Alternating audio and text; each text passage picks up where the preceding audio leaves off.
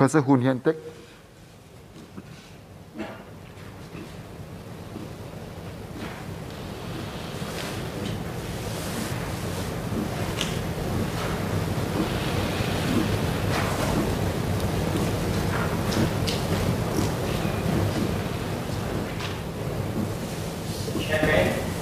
Singapore's economic transformation since independence has relied on integration into the global economy. That reliance came at a time when trade barriers that were set up during the Great Depression in the 1930s, a period of prolonged slump, were being dismantled. Hence, Singapore's economic growth from the 1960s onwards rode on growing world trade. Now, COVID-19, which has adversely affected both the advanced and emerging economies, can tend to cause countries to adopt inward-looking protectionist policies.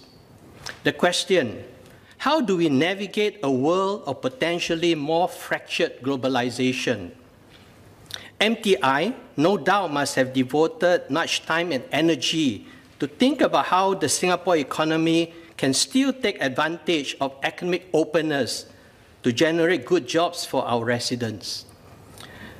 Nevertheless, let me share some thoughts. The answer to answer this question, I believe, is that we should create dynamic comparative advantage as a small, open, innovation-driven economy. Despite the challenges we face, this is the way to achieve the required productivity growth to support an economy that creates good jobs with good pay.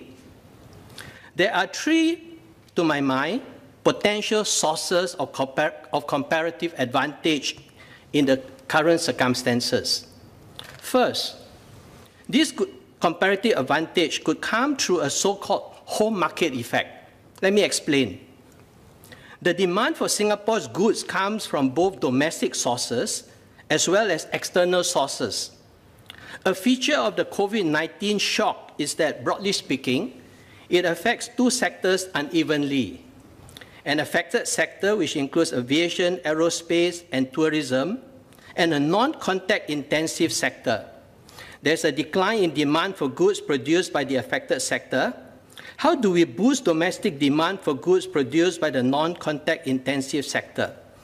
A key factor here is the degree of substitution between the goods produced by the affected sector and the goods produced by the non-contact intensive sector. Because of COVID-19, Singapore residents are unable to travel overseas for holidays. In normal times, our local businesses will find it difficult to capture a large portion of spending of Singapore residents because they would prefer to travel overseas for their holidays. Now it is difficult to travel overseas. There is therefore a natural advantage presented to our local entrepreneurs. This potentially means a larger domestic market for the goods and services for our local businesses. If the trade association and chambers representing these local businesses can facilitate the organization and marketing to reach these residents, we can lower the average cost of supplying the goods from the non-contact intensive sector. These businesses can then charge a lower price as the whole industry enjoys economies of scale. Even when COVID-19 is over, the experience of offering products to suit local customers' tastes could well enable our innovators running these local firms to reach foreign customers as well. Second, our large human capital base and investment in digital infrastructure can enable our entrepreneurs to reach overseas markets. Although there are fewer tourists walking down the streets to purchase from local firms, digitalization might enable them to find an online platform to reach overseas customers who would have taken their holidays in Singapore in the absence of the pandemic. An example is to create a virtual experience for these foreign customers.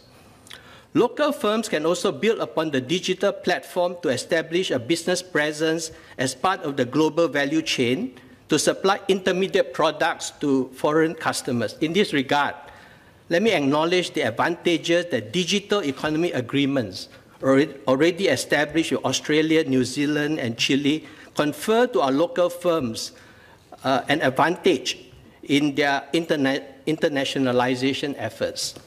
Third, our investment in urban design to make Singapore environmentally friendly with a low carbon footprint can facilitate research and development, R&D, in clean technology.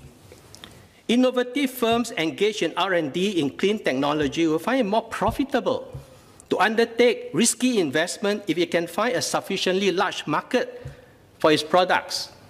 As Singapore makes a commitment to adopt a whole-of-society approach to create an environmentally sustainable place to live, work, and play in, this creates a larger demand for capital goods that embody this clean technology. Having tested their products in the local market, the Singapore market, these innovative firms can then potentially export such capital goods to the rest of the world. So in sum, there are still potential opportunities, despite the circumstances, to ride on global opportunities to grow. In conclusion, despite fractured globalization, spurring innovative activities to ultimately reach overseas market can enable the Singapore economy to achieve the required productivity growth to support good jobs with good pay. Thank you.